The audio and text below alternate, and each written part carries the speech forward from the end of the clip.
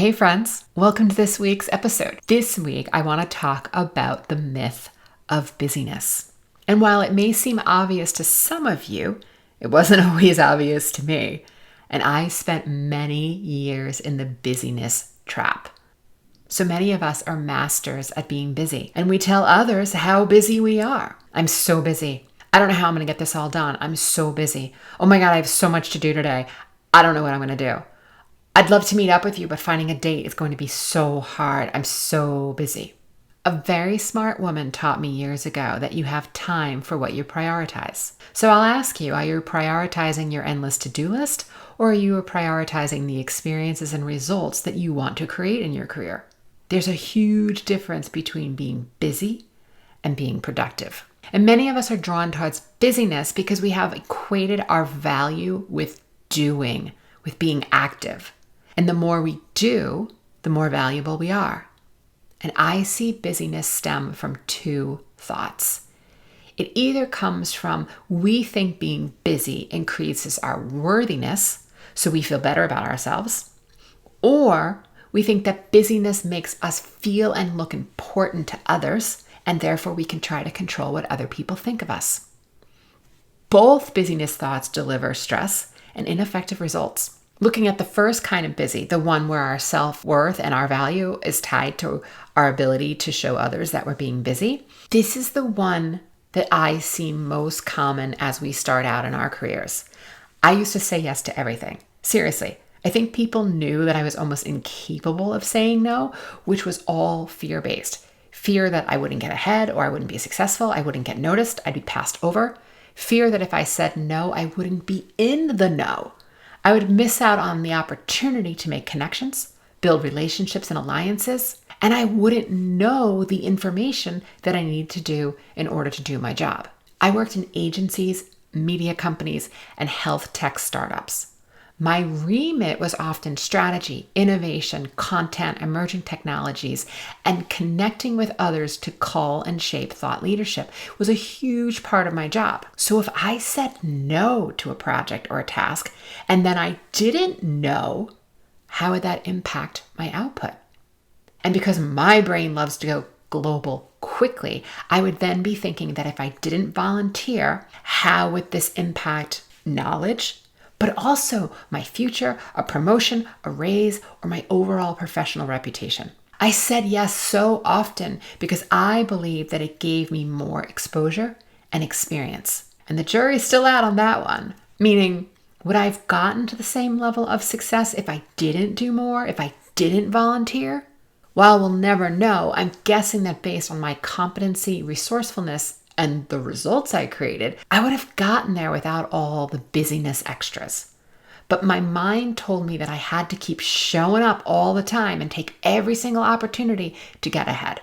When my friends and colleagues told me how busy they were, I think we all collectively decided that this was the norm. I just accepted that this is what work meant. So many of us would then meet for drinks after work, and what would we talk about? The day and how busy we were. And so many of us believed that busyness and stress were mandatory, and it was all just part of the career, all just part of getting ahead. You believe your stress is caused by the amount of things you have to do versus a thought that you are having. Stress about your busyness is a state of mind.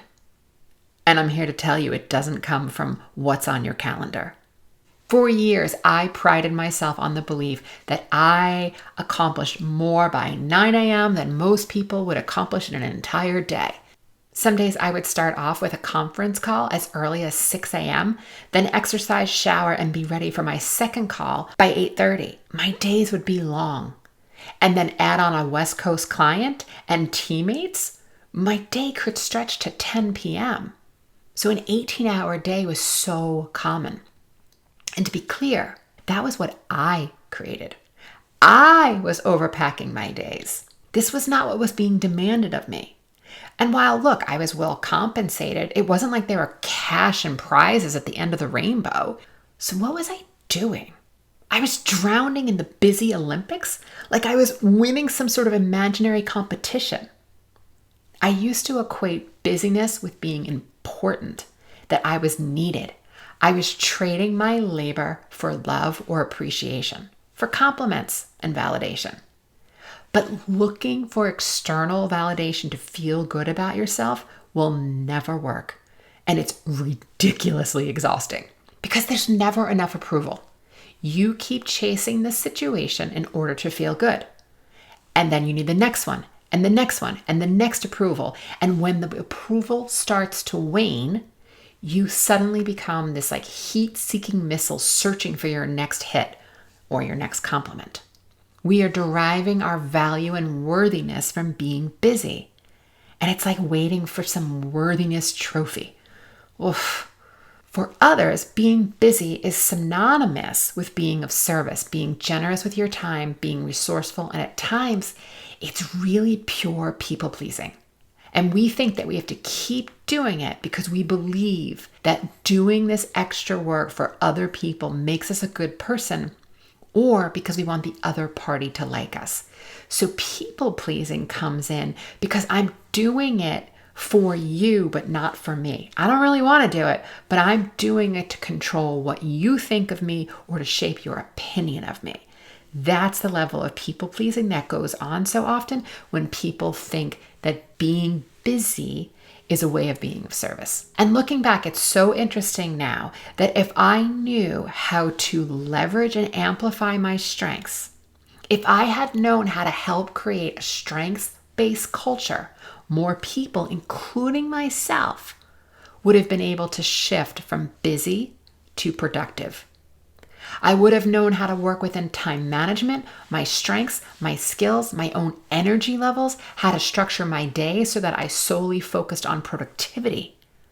I realized that if you are an employee, there are often tasks that we have to do that burn us out or deplete our energy. I'll also tell you as an entrepreneur, there are plenty of tasks that can burn me out and deplete my energy. But working on those tasks at times when our brain is at its freshest enables us to move into higher levels of productivity and not be swirling in busyness. Busyness is often in your mind. It is just a thought. It's your mindset. You may even want to look busy to others because busy makes you feel better and makes you feel needed and valued. Busy means that the day owns you. There's a ton of mental clutter, and it means that there's little time for space to think. When I tell you today, running my own business, that I carve out chunks of time to think, to sit, and to sit with a problem or a challenge and to develop a solution. Genius doesn't come from busyness. And that's why clients and myself always have our best thoughts in the car, in the shower, after meditation, after we are relaxed. Your mind can only focus on one thing at a time. Your body can only do one thing at a time, even if you're multitasking. And according to Psychology Today, research in neuroscience tells us that the brain doesn't really do tasks simultaneously as we thought and hoped it might. All we are doing is switching tasks quickly. It's kind of like musical chairs.